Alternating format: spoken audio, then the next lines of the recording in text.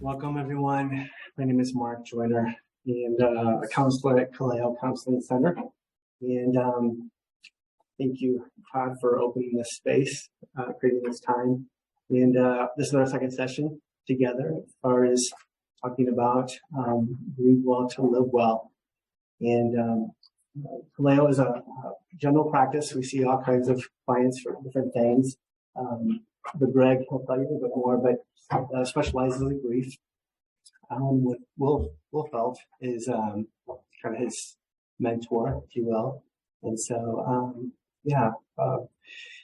the Center for Grief and Life Loss is also a part of Greg's practice as well. So, emphasis on grieving. And a little bit about myself. I lost my wife in 2009. And so that's kind of how I ended up here today. We never know what kind of turns life will give us. And so in that course of the last 13 years, I went back to school, got a master's in counseling, did my internship 18 months with Greg, and graduated in May of 2021.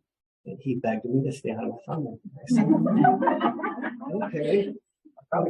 Yeah. So, but yeah, it's been a journey, and yeah, with turn over to Greg to introduce himself as well. I also want to thank all of you for being here, Tom. Thank you. Grief is really a very misunderstood subject in our society, in our culture, and in our time. So you all taking the time to come in here and take maybe a little different look at it.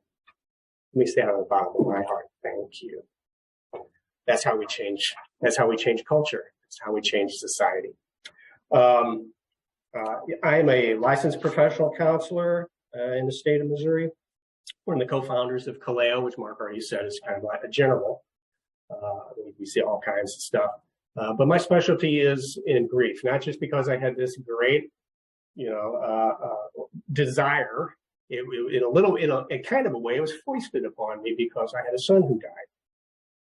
And that would be just to honor him. His name is Jeremy. And tonight at about 9:35, it will be exactly 24 years since he passed away. And so this is a special day for me. And I'm honored to be able to have this kind of day with you, people who are willing to come in and take a look at something like this. So that's my specialty into grief. Just so you know, I was never always a counselor. I had an IT business of all stuff. Most people go, how can you do IT and then you do this grief emotional stuff? And I thought I was crazy for a long time. I still kind of think I am in some ways. But as it turns out, I can work out of both sides, both hemispheres of my brain. And that's what allows me to do both of these. So just in case you're wondering, what's wrong with that guy? Today is about healing. Last time was about the basics. Today is about healing. The interesting thing is we really have to have a definition of healing. What is it? We throw these terms around and we think we all know what we're talking about and that we're all on the same page. I have found that's usually not the case. So I am going to start out with just saying, what do I mean by healing? Because healing in grief, pretty different than what we mean by healing in other ways. If we take a look, and I talked about this a little bit last time, our society, our culture is very overrun with the medical model of man. We're just a medical being. And so a lot of times when we talk about healing, we automatically go to the medical definition. And what is the medical definition? The medical definition is get back to normal. A friend of mine had damage to an arm. What was the goal of healing? Get all of that back, get all this muscle back, get all this tone back. So medical is about getting back to what you know is normal in a medical sense. In grief, we're not talking about getting back to normal. We can't. If our goal is to get back to normal, Normal was somebody that is significant in your life being here. That was normal. It's probably not going to come back. Probably it's not going to come back. So we have to take that idea of normal and say that doesn't work. So if we're trying to do that, maybe we need to take a look at that, because that's formula for failure. When we talk about healing and grief, it's not based in the medical model, it's based in the emotional model. Has there been an injury? Yes. Heart injury. Somebody significant to you has left, and that hurts our heart. So that's an emotional thing. So what we're really looking at is kind of what the name of this whole couple times together is about. You know, what we're really looking at is how do I grieve well in order to live well? And how do we live well when we can't get back to normal? It's we begin to embrace, I hate this term, but you're all going to know it, new normal. It's just so overused. It's so overused, but I haven't come up with a better term yet. When I do, I'll let you all know. But it's about how do I embrace the new normal that's kind of foisted upon me. I now have to do a lot of things. I have to do a whole lot of transitioning because I was married. Now I'm not. I was the father of 2 children. Now I'm not. So the healing and grief is defining what is this new normal like for you? Where do you need to move to? And how do you actually work with it? In some ways, embrace it, and then be able to live well in it. So that is a very core understanding of when we said, oh, this session will be about healing, we're talking about something that has to do with transitioning. It has to do with integrating. I used the term when my son died, I used the term, man, I got to figure out a way. I was a businessman. I got to figure out a way how to incorporate this in my life. Yeah, the word incorporation came up. It's really, and I think Alan uses a little better term. He uses the term integration. How do I integrate this into my life? I have now suffered a severe loss, which means my life is different. How do I integrate that loss into my life? Not move on, not get over it, not act like it never happened. How do I take this terrible thing, integrate it into my life in such a way that I can still do life? God has still given you life. God still gave me life, so I have things to do in that and do it well. I would remind you also that in healing from the basics, I think we established the fact that much of grief is about love. You grieve because you love. You grieve much because you love much, right? So when we look at healing, we have to understand love is still at work. That's why these things like, we hear these terms all the time, and they're so, I don't know about you guys, but they're so ingratiated in us because we've had them almost all of our lives. Just get over it. Just move on. Just be done with it. What do all of those things have in common? They tell you to stop loving, stop caring, act like this person didn't matter, and then just move on. If anything is contradictory to love, love doesn't do that. Love does not say, well, I'm just going to move on and just act like this really didn't affect me and it doesn't impact me. Love doesn't do that. Love continues to say, I wish this person was here sometime, or I miss them, or I remember them. I went to my son's grave this morning. I had some memories. Right? That's love-based, right? So we want to stay in love. Even the healing has a love component in it. But it is also about transition and integration.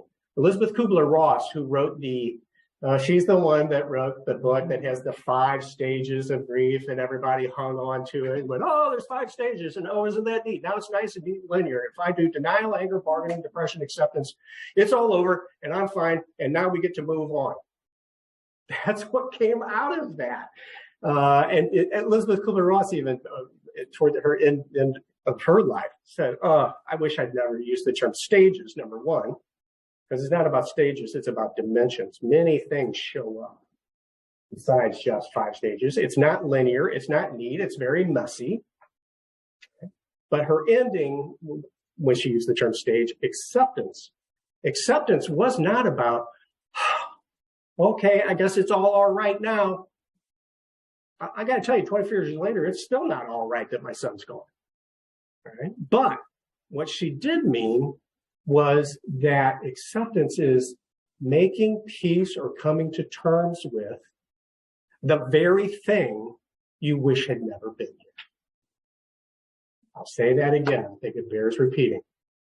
Coming to terms with or making peace with. I'll use a little different language. Your life has changed. And how do I now move with that change and do it well? Even though this terrible thing is still the truth of what happened. I thought that was brilliant, actually. Acceptance never worked for me. So when we talk about healing, let's not talk about you've accepted it and now you're fine. No. You can still do life well. But acceptance doesn't mean that you have to approve or agree. That's another fallacy that's in our culture, that acceptance means you must approve or you must agree. Those are not all three the same thing. They're 3 different things. You do not have to approve or agree, but you do have to accept. You have to transition into a new life in many ways. But that doesn't mean you leave people behind. Doesn't mean you have to forget them. Doesn't mean you have to act like they never existed. Doesn't mean you have to act like I'm not impacted by the fact that they're not here. I'm still impacted. Okay? So we're going to talk about transitioning. That, as soon as we say you have to transition, you have to integrate, that means that there's a necessity for mourning. Last time we were together, I brought up this whole idea. You have grief and you have mourning. Again, our society says they're the same thing. The reality is those are 2 different words. They mean 2 different things. Grief is what's going on internally. That whole, melting pot of all kinds of different things happening at once. I'm mad, I'm sad, I'm angry. Sometimes I'm relieved.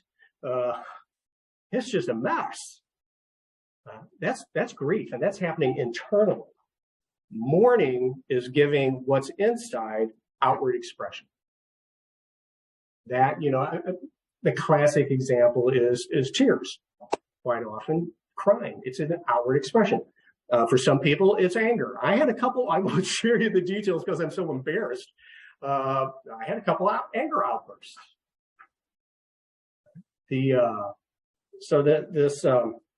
This whole idea of getting it out, if you will, is imperative in order to make the movements that transition and integrations require of you. If all your goal is to get back to normal and act like this didn't happen, you're not going to transition. You're not going to see life differently. You've made your goal everything about let's act like this didn't happen. Good Lord, I'm so sorry. It did. So healing is about paying attention to that and saying, now what must I now do? Mark, I think last time we were together, you brought a really valid point. Sometimes the question isn't why. The question is what? What do I need to do now? We're going to get into that. We're going to get into what are the pathways, what are the whats that help you be okay with mourning. Our culture is a mourning avoiding culture. Right? And so, as soon as I start talking about mourning, right, and actually showing things up, that's already contraindicated by a lot of the messages you're going to get in our culture. Don't feel sad. That's wrong. Don't let this make you mad. It's for the best.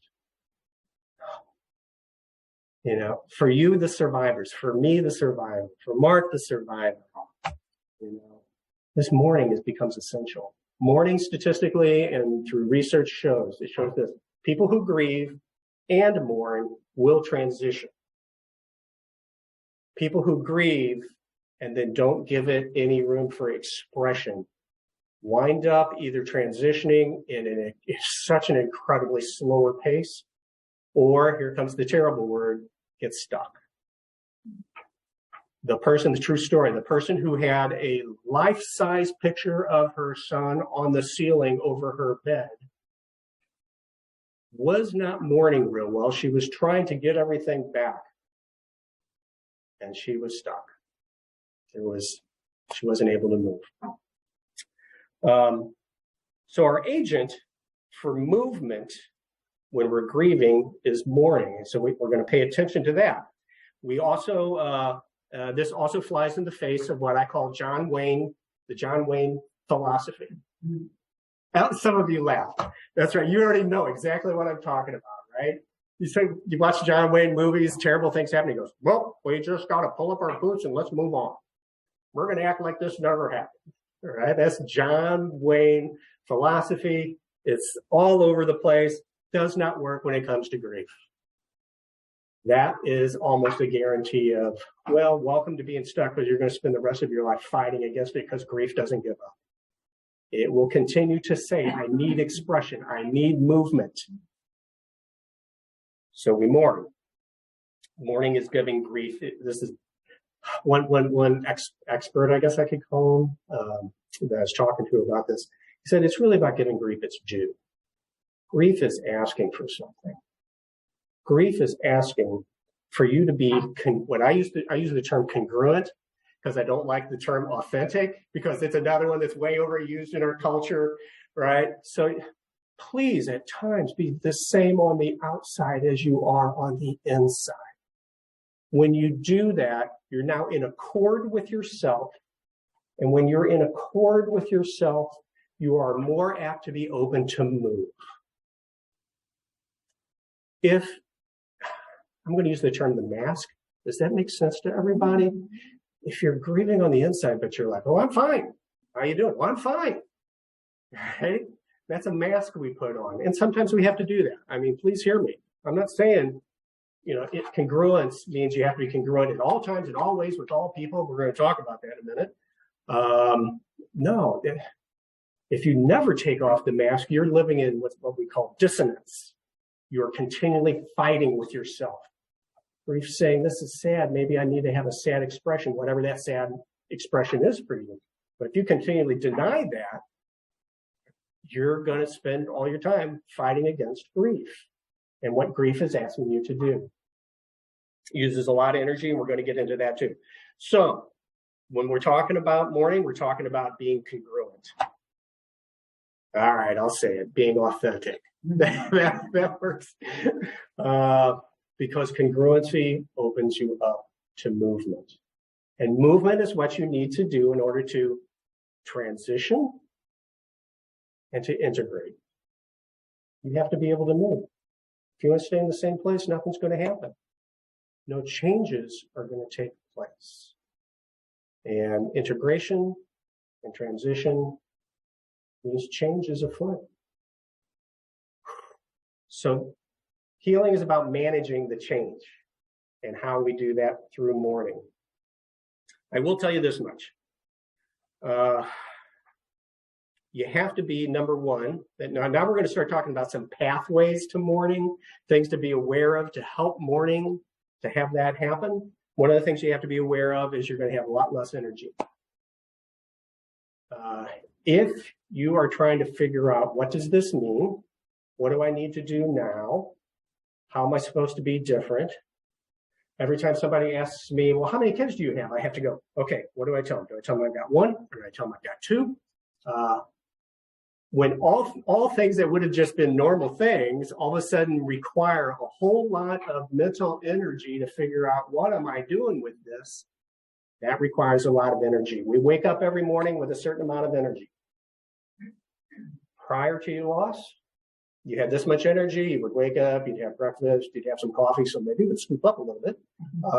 Then you'd go about your day, and it would slowly go down about 8 o'clock that night. Maybe it was like me, you'd be like, I think I'm just going to watch Netflix. And then you go to bed. And the day starts over with this much energy. In grief, your day starts here, And about the time you get out of bed, or maybe just barely open up your eyes, all of a sudden it all comes rushing back, and your energy level starts to decline at a fast rate. And you have less energy for all that other stuff that you would normally do. So you have to be energy aware. You might have to say no sometimes. Yeah, I know everybody's going out tonight, but I think I just need to stay in. You know, I think I need to be aware of the fact I don't have the energy to do all this. So you have to become energy aware. I call grief an energy hog. So some of the first steps, the first paths, if you will, into how do I get to healing? What is my path? Slow down. Slow down. There's just too much to do in grief. You're trying to figure out everything all the time. How am I supposed to react to this? What do I do about this situation? Grief also calls into question a lot. It calls a lot into question.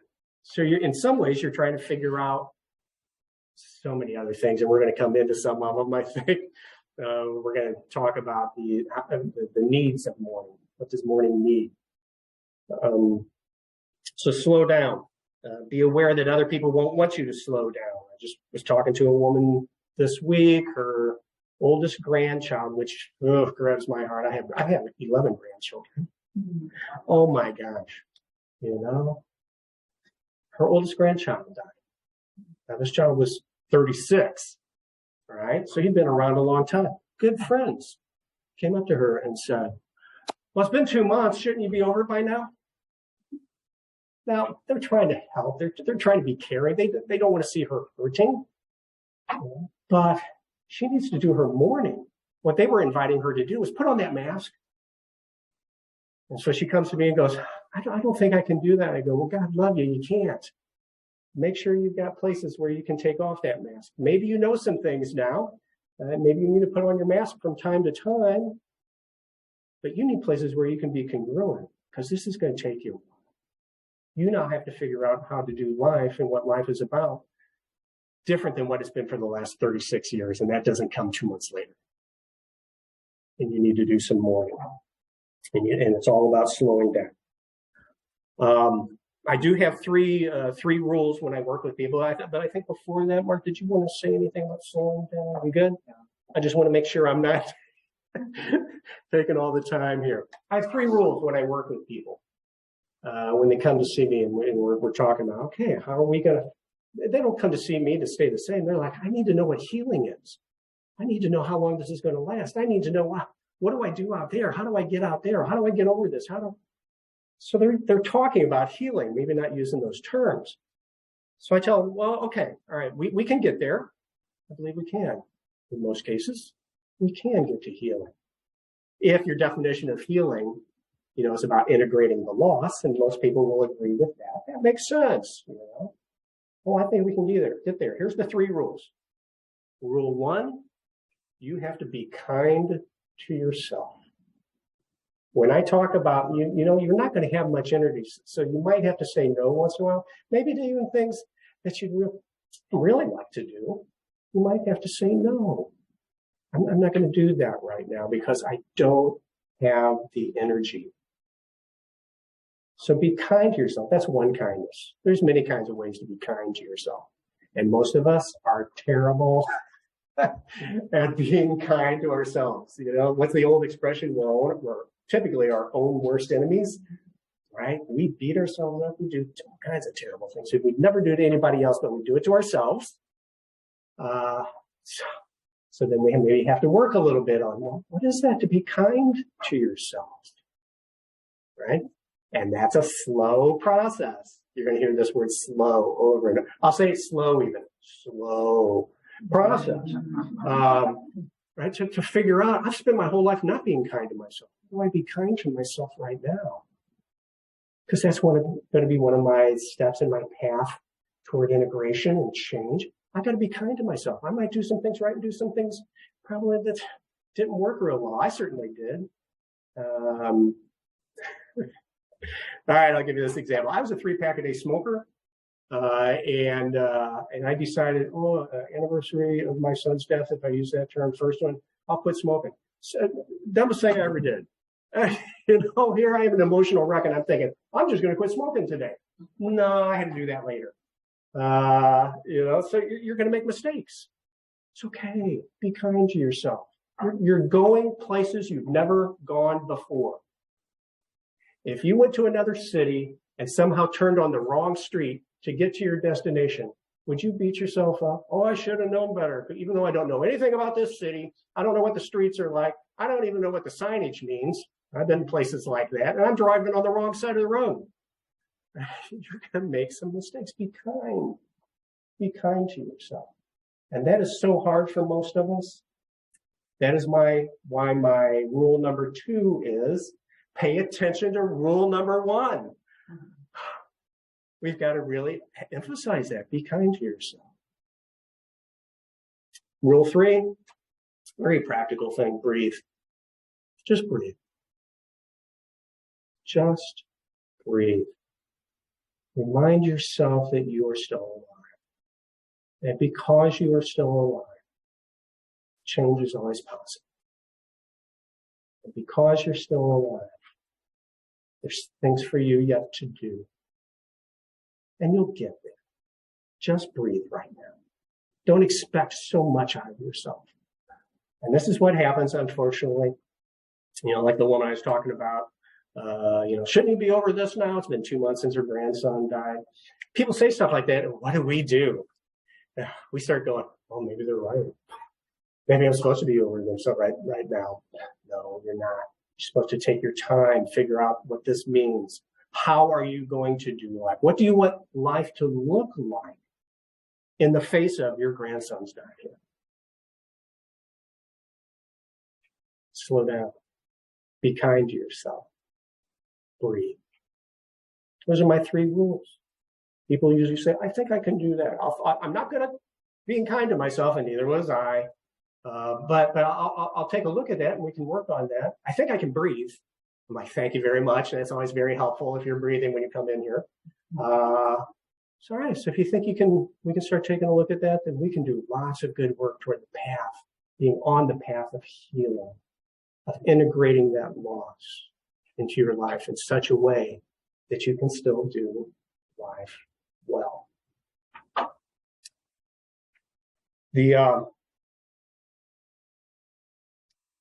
One of the best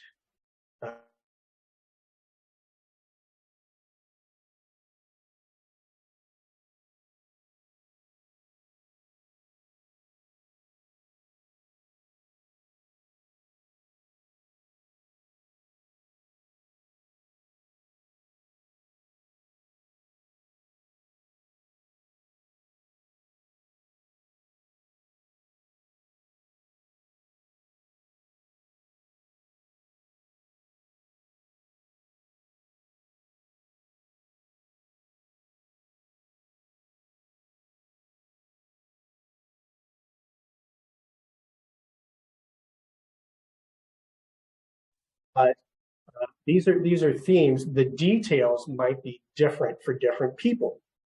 And that's definitely going to be true in some of these for sure. Right? So please hear these as the themes, not the exact, here's exactly what you need to do, or here's how it looks like, just because Mark or I share an example. All right? Our goal, and much of what we do as grief counselors, is to help people figure out their journey in this. Well, what do I need to do for this one theme? What's appropriate for me? What works for me? What's going to be healthy? So does that disclaimer make sense? We're talking about themes. We're not trying to give you exact details. Details are going to change by the type of loss. Some of the stuff that, Mark's wife died. I almost want to cry, man. So sorry. So some of his details are going to be different than my details because it's his son who died. Those were 2 different kinds of relationships. And relationships are part of how you have to work out your details.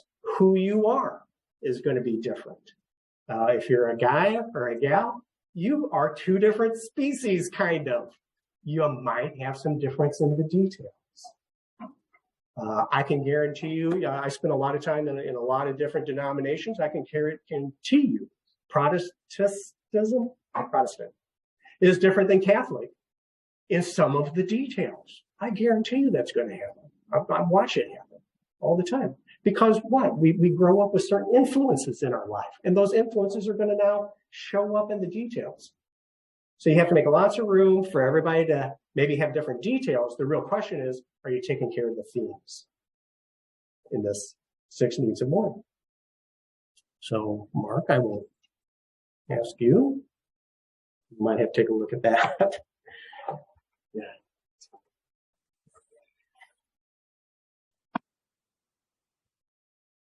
So yeah, the idea is for us to move. I like to think of it in terms of grief moving through us, externalizing the grief. And so we're looking at 6 central needs of mourning. A lot of times people will say time heals. Time is an element of healing, but I would not, I don't know if I would say time heals. It's an element of healing. We're going to talk about some actions that you can actually engage in to help you in the process of mourning. Acknowledging, feeling, remembering, developing, searching, receiving are all parts of where you interact with your grief and begin to let that flow through you versus carrying it through the rest of your life. A little caveat as it relates to divorce. A lot of the things that we're talking about, themes that we're talking about, overlap. They're the same. The difference is there's not a person who's died, but there are a lot of life losses, loss of hope, the loss of dreams, the loss of a future together, the death of a marriage. And so those are some of the caveats. It's not so much a loss of a person, but it's a loss of life losses. The first one we want to look at is acknowledging the reality of the death. Initially, when it first happens, it's very surreal. We are like playing a part in a movie. It's not real. It's surreal.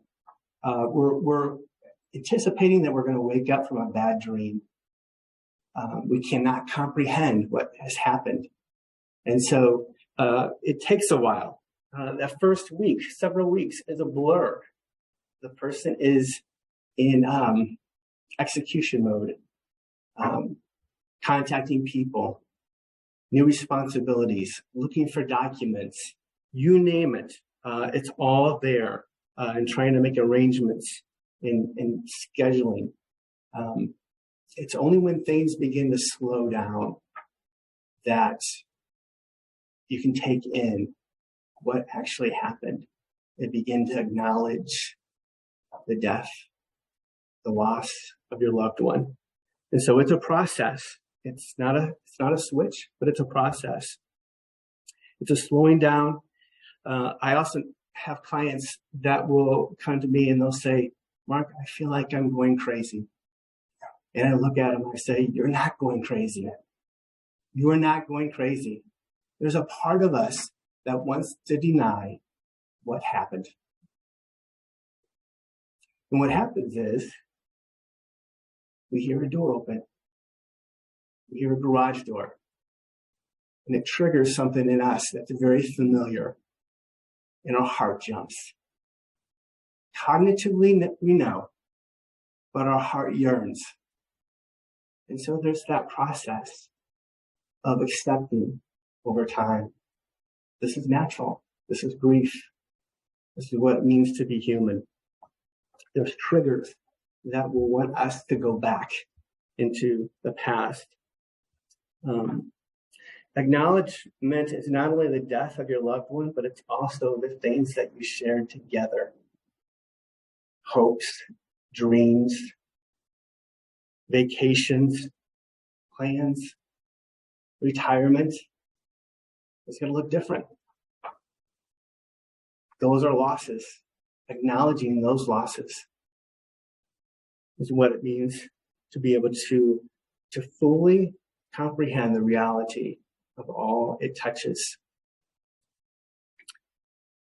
As it takes weeks and months, but as you are able to acknowledge, it will actually allow you to move forward.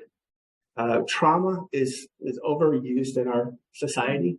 One definition of trauma is being in a very catastrophic fear environment where you cannot escape. You're trapped.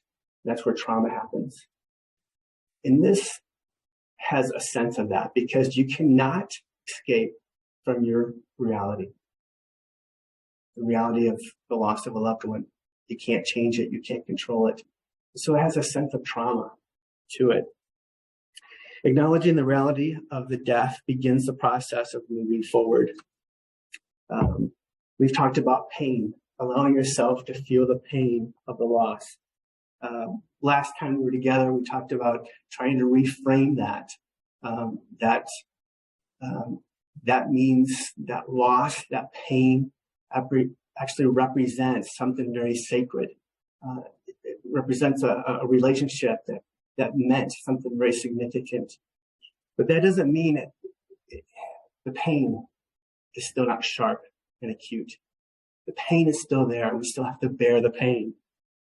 Nobody likes pain. I don't like pain. We are pain adverse. We are foreign. We don't like it.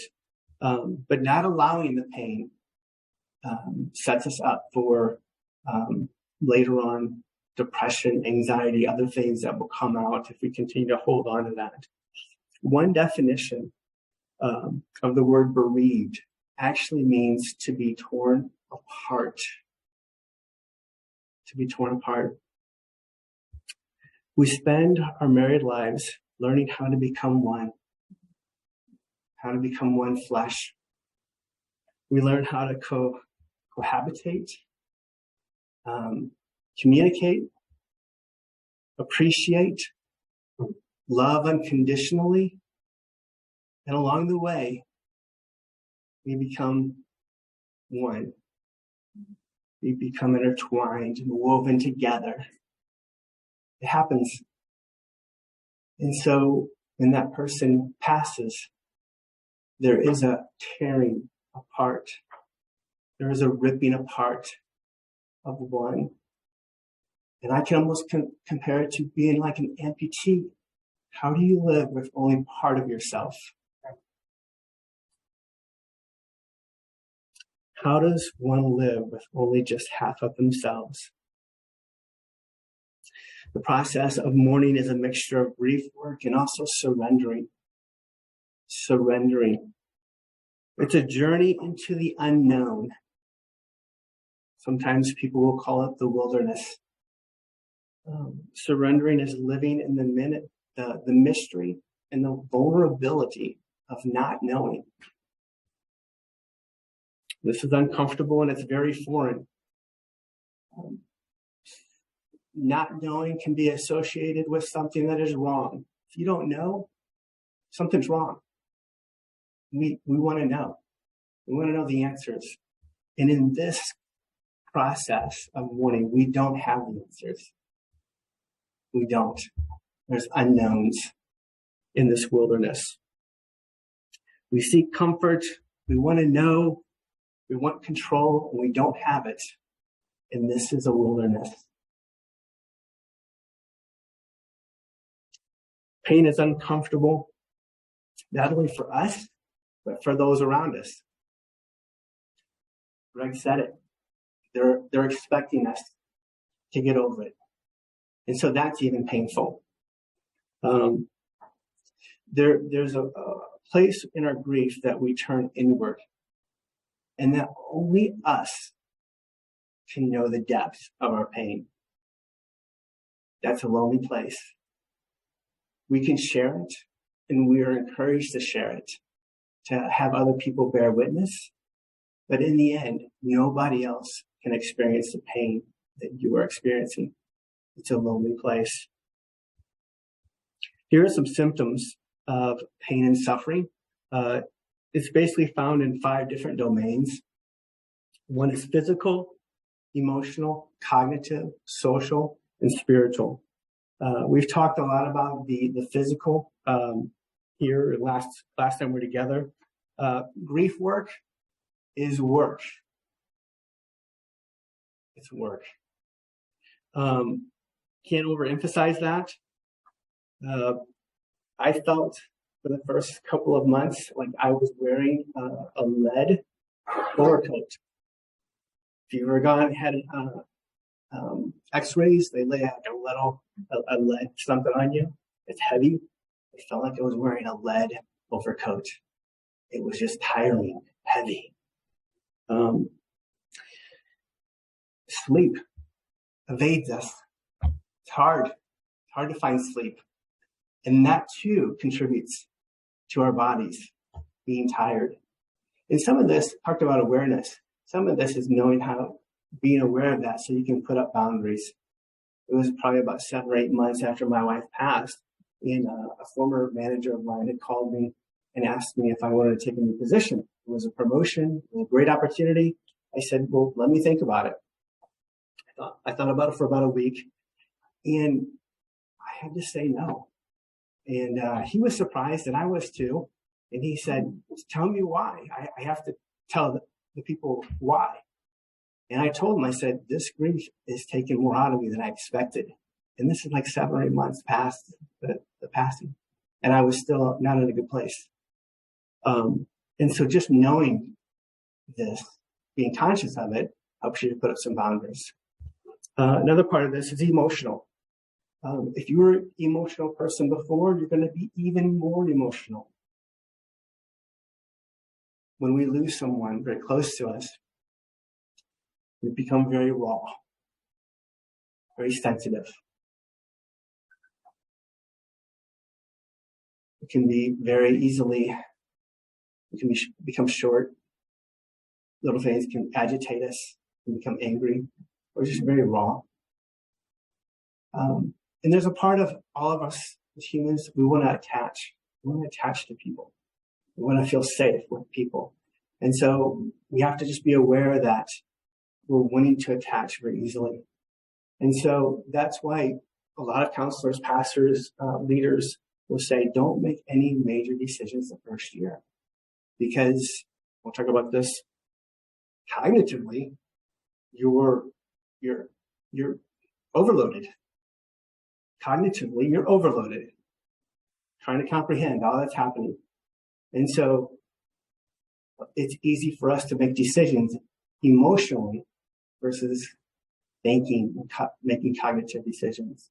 And so emotionally is part of the grief process that we have to be aware of.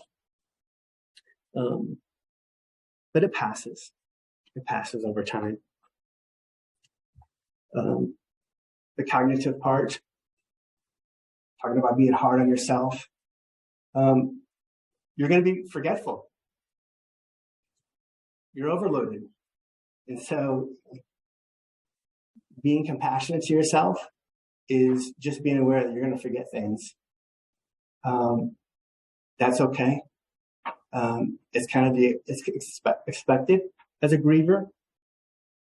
And then socially. Socially is very hard.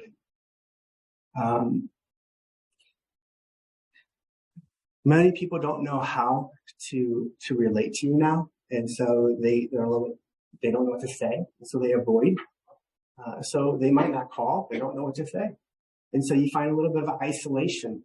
It might be family members, it might be friends, and then you also have this idea. To reality that people connect as couples. We did a lot of things as couples.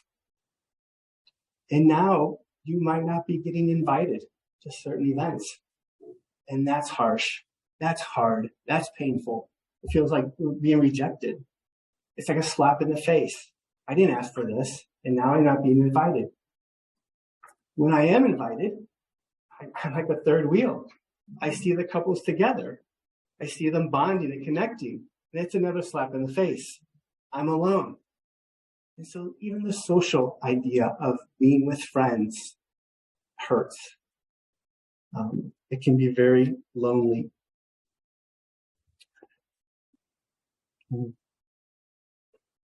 I had a client just recently. She was sharing how scared she was because her and her husband, who had just passed, always did vacations with other couples. And she didn't know what that was going to look like going forward. I remember it was probably, I don't know, there was a time where I had, after my wife passed, I had reached out to certain people. You know, it was a friend who I didn't see a lot of. It's kind of those friends you see maybe once a quarter, once every 2 years. And we had made plans to get together. And I had contacted him that day to verify, and he had to cancel. And it was devastating. I was needing to connect with that friend that weekend. And so it's just the idea of being lonely is painful, and being able to sit in that. Spiritually, it causes us to pause. It causes us to ask hard questions. I know, Holly, you asked me if I had a list of scriptures. For the first couple of months, all I could do was hold on to God is good. I had to force myself to believe God is good. I couldn't take in any more than that. And so I had to just hold on to that. One thing I want to note of is, as we invite you and we ask you to embrace the pain, we also want to make note that it's very important that you do this in doses. We want to make sure that you're dosing and not taking this all in at once. You cannot bear all of the loss at once. As a mourner, you cannot overload yourself with the hurt all at one time. Grief work is knowing when to take breaks, when to distract yourself. You might actually be with a good friend who you can confide in and talk about your spouse. And you might just need to say, let's not talk about this. I just need a break from this subject. Knowing when to take breaks from this is going to be needed. Being gracious and taking breaks. You'll be sad. You get tired of being sad.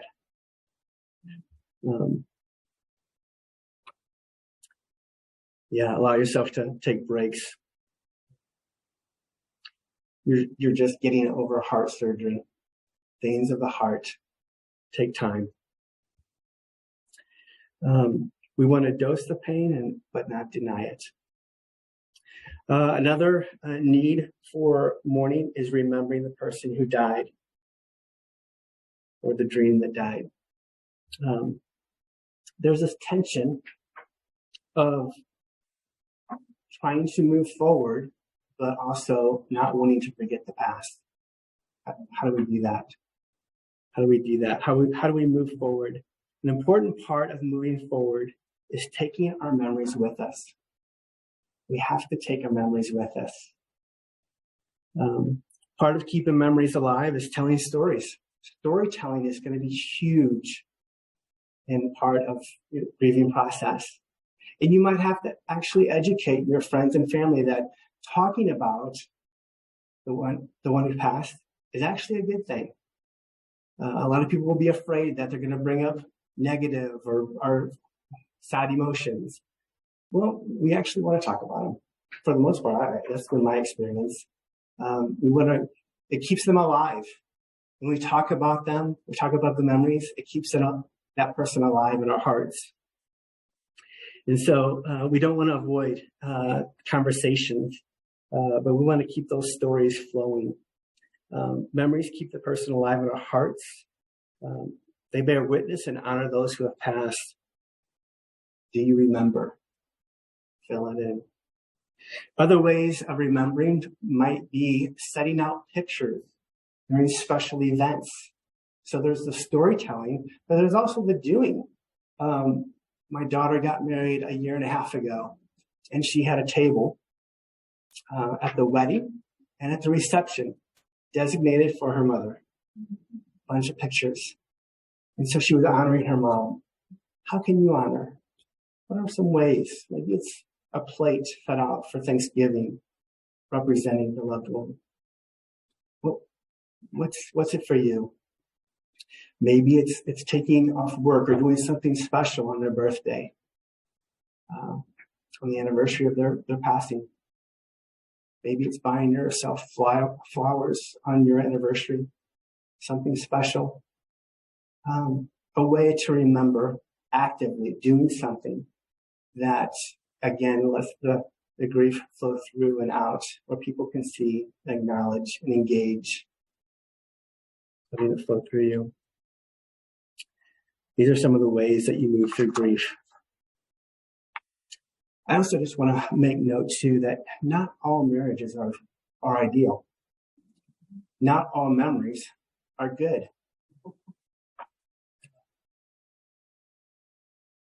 There might be a little bit of ambivalence in the loss of a loved one.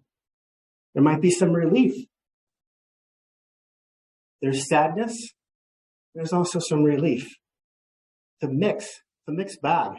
You don't know what to feel.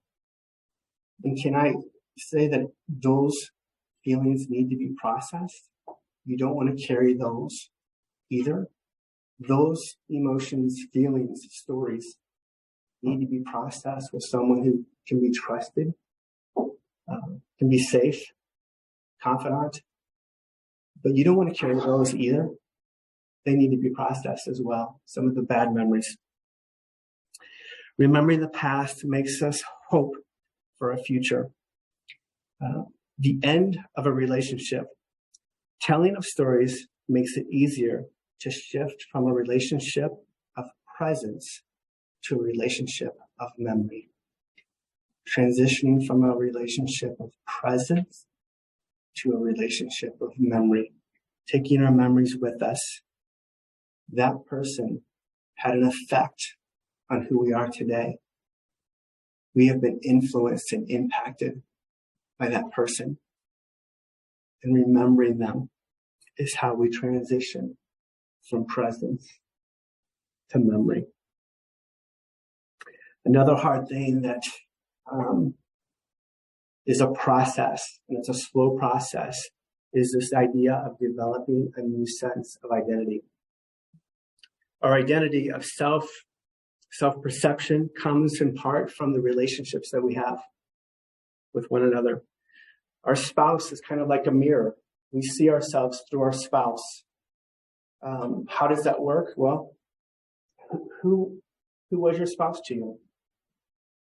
Were they your biggest fan? Were they your rock? Were they your encourager? Were they your cheerleader? And whatever it was, that I love you, that reinforcement gave you a sense of identity.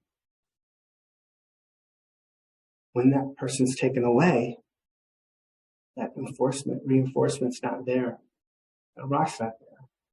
How you see yourself will begin to shift.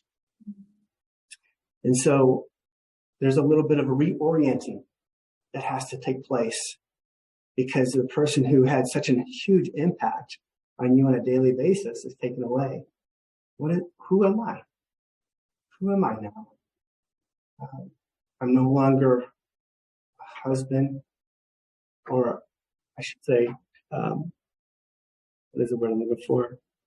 A wife or a husband, but I'm a widower or a widow. That idea. So there's a reorienting. One thing I do know is just because you're single doesn't mean you're less than. It's not what it means. Redefining a new sense of self is a slow process. It's not an event in time. When meeting someone for the first time going forward, how will you introduce yourself? How will you explain your story? When filling out forms, it's a constant barrage of who you are, adjusting who you are. Often the mourner takes on new roles that have been filled by the person who died. You are confronted with the loss, but also this new role. It's a double whammy. A double whammy in the sense that now you're having to do the thing that your loved one once did. My wife stayed at home with our kids. She was primarily the disciplinary person for our kids, and she was really good at it. I wasn't. She grew up in a stable family. I leaned on her for that. And when she passed, as a single dad, I didn't have the synergism. I didn't have the, I couldn't go to her and ask, what's a good way to discipline with this scenario for right now? I didn't have a sounding board. And so I had to take on this new role for the first time. Maybe this is a little bit not the best example, but there are some roles that we have to take on for the first time. There's some adjustments. This can feel very overwhelming. It can feel very intimidating and feel hopeless. Fear can come up. We're not prepared. And so being able to step into these areas with courage is going to be a huge part of working through this wilderness, navigating this unknownness is part of it. This is where being compassionate to yourself and allowing yourself to ask for help goes a long way. Can you ask for help? Is that something that you're allowed to do? Fortunately, I was able to ask for help when it came to meal prep. My kids thanked me.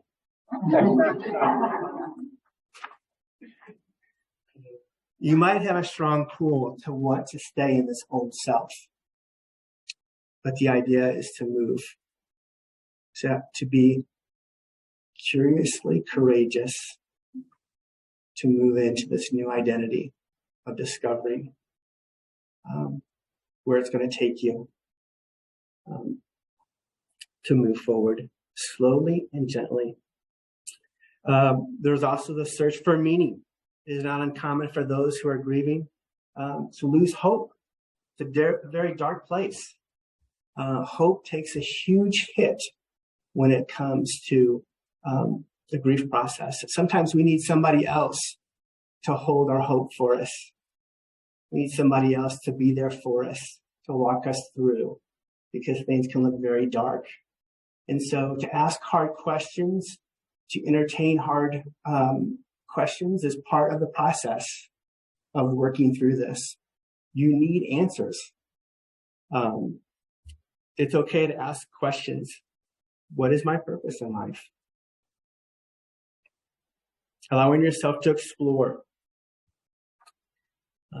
It is hope that keeps us moving forward. Finding a new or possibly renewed purpose in life is where the mourner transitions and is transformed. This too is a gentle and slow process. Asking hard questions. Death is very confrontational. It confronts us, and we have to deal with it. And so it hits us head on. Our world has been turned upside down, and so we see things differently. And so it's making those adjustments of how the world works and seeking out answers and meaning is part of this process. Another need for the griever is to receive ongoing support from others. This is hard for some of us because we feel like we're a burden. It's hard to receive help from other people. It's hard to ask and it's hard to receive. And this is where being compassionate to yourself, you need others around you. I don't know if you've noticed, but after the cards and the emails, the first couple of months stop, everybody else's life goes on to normal. Not so for the griever. It's like life is moving in slow motion. Everybody else is fine, but we're moving in slow motion. And so you still need help months down the road, maybe years down the road. It's a process. And you need the help of others, whether it be counselors, pastors, groups, trusted friends. Be willing to ask for help. There's the law of three groups. Kind of touched on this a little bit. The law of three. There's one group of people that they will avoid you. They don't do death, and so they will probably just not be out there for you. They will disappear. There's the second group that their intentions are so good, but when you're with them, you feel like crap. You don't want to be pitied. I don't want to be pitied. And so you kind of have to learn knowing how much charge you've got, whether you need to avoid them or if you can engage them. But there's also the third group, and that's the group that get it. That's the group that can sit with you. They don't have to try and fix you. They're just there to listen. They're just there to hear you out. And those are the people that you need to seek out. Those are the gifts in your life. They're a gift for you. And so don't have certain rules that you live by where you can't ask for help. To seek them out. The fact that you guys are here today says that you are engaging the process of mourning. I don't know what it took for you to be here. It might have been out of desperation. It may have been easy for you to be here. For some, it may have been a courageous step for you to be here. And I applaud you for that. It's not easy. So God bless you. Thank you.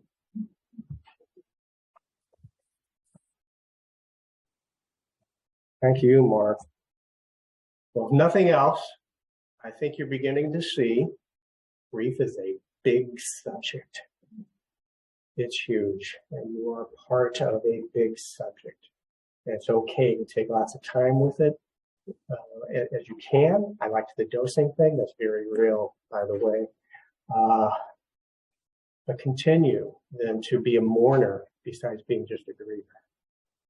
Continue to find ways to express, because that helps you move. And what's the important part of that? Is to get to that final appropriate goal, to integrate this loss into your life through a slow process so that you can make the transition and the changes that allow you to continue to do life well.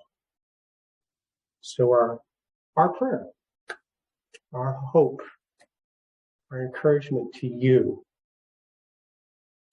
is I sincerely hope that you will continue to grieve well, which includes mourning, so that you can, I'm going to add this one, so that you can continue to love well, so that you don't shut down love in your life. Because when you do that, you're going to live well. And that's my prayer and hope for you. A good life in the midst of severe tragedy. We thank you for attending. We thank you, Todd, that this has all been put together. Michaela. It's a big subject. Thank you all for coming in and listening. But we, for the sake of time, we also just want to open up some Q&A if you want to do that. It's one thing for us to tell you all kinds of stuff. The reality is each one of you have a unique situation. That's what makes the path toward healing so complicated, because it really is about also addressing your uniquenesses. We couldn't sit up here and just say, well, you just do this, and this, and this, all done. No. There's a particular situation with a particular person, with a particular you, that all have to be attended to and attended to well. So we just want to open up. If anybody has any questions, you are free to ask. We're not going to charge you.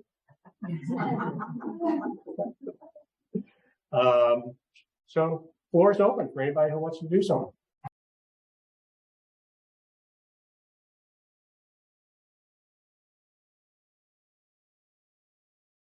First thing that pops to mind for me anyway, and Mark, I would love it if you jump in on this as well.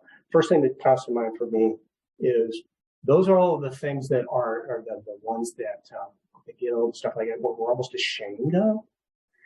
Secrecy is the enemy at that point. We keep it secret, it stays resident.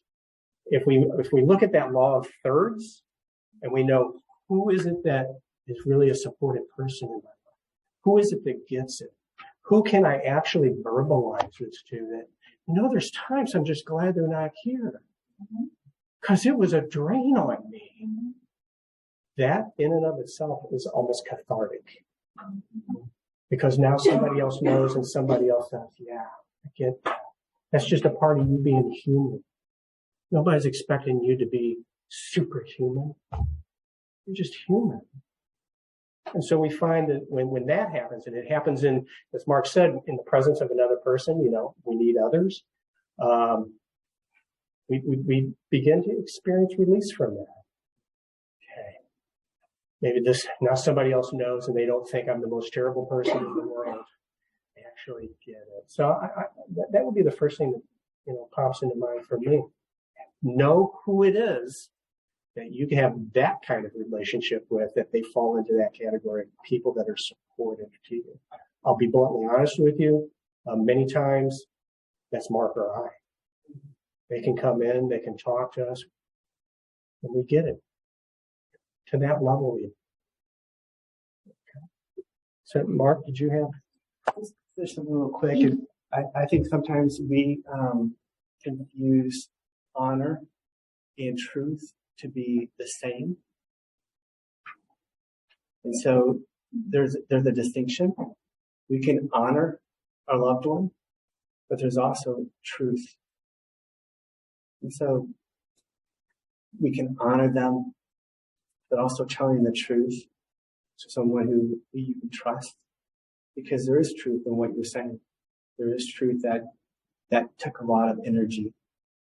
And so they're not the same. And so you're not dishonoring by saying truth. You can still honor them.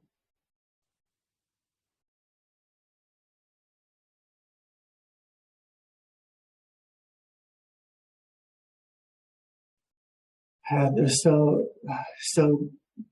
the idea is not to live in extremes, but there's a lot of gray area. And so just the dignity that you offered, I'm assuming your spouse, there's a lot of good in that. There's a lot of pain too. I don't know if I have a real good, solid answer, but trying, yeah, it's really trying to flesh out, trying to flesh out that there's good, but then also acknowledging that there's bad too. There's hard things there, and just acknowledging that it's not either or.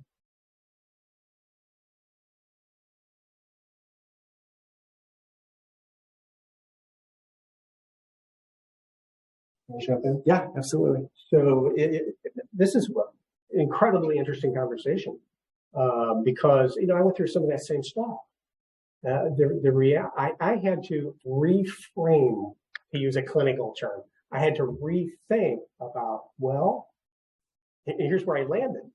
Well, maybe the most honoring thing I can do for my son is to be honest about who my son was. Because given all that, he was still loved. He was still important. He still had meaning because he was here. Right? My son was a hard kid sometimes to raise. right? But I can be honest with that. And so I realized that's what honors him. I don't try to make him something he wasn't. I call out exactly who he was.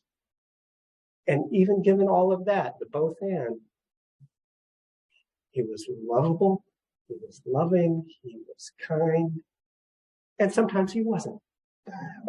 And that's okay, because he was just a human being. And so am I. And that was kind of like a reframing of a belief almost. You know, we hold all kinds of beliefs. You know, one of them is we don't speak ill of the dead, you know, but when we're at a funeral and people are saying stuff, we go, yeah, no, he wasn't really. No, we know. Thank you for laughing, because you're laughing because it's true, right? We know. So maybe the most honoring thing to do is remember the person, since memory is so important when we talk about mourning and grieving and movement and moving toward healing.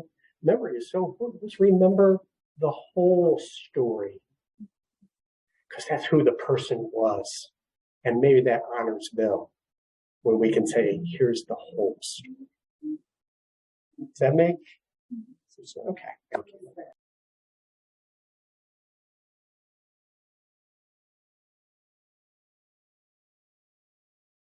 Yeah, and anticipatory grief is a real thing. It very much is a real thing. However, it is not a replacement for the grief that shows up after somebody dies. Anticipatory grief is you're betwixt and between. They're here, but they're not gone.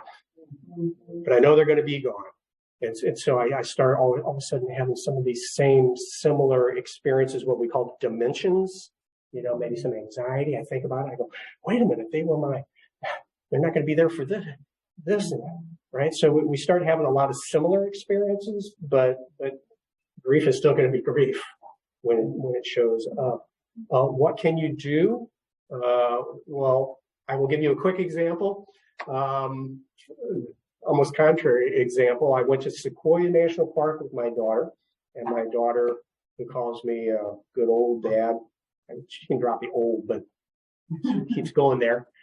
She said, "Man, you're still really good for out hiking. You can hike really pretty good for a guy your age." My daughter's, God love her, and so you also it's okay to say, all right, they're not going yet, and let me enjoy what's there for right now. I think that's just as important and they're probably not going to be here for much longer, statistically, right?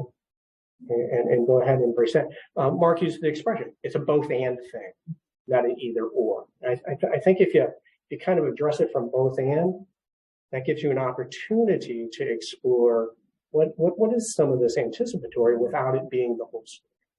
It's just a part of the whole story.